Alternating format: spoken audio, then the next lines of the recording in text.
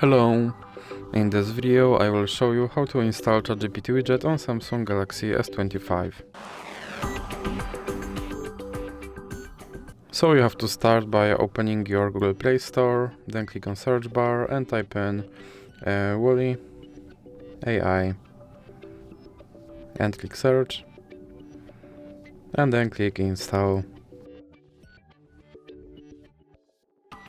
Now you can click open and then click this button to skip introduction, then click not now and click open permissions, then click here on AI assistant to allow this app to appear on top, and then you can go back and click start.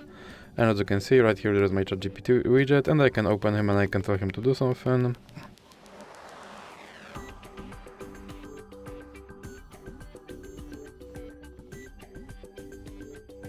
And as you can see he responded. And if you want to remove him from your screen, simply drag him into the X icon in the middle.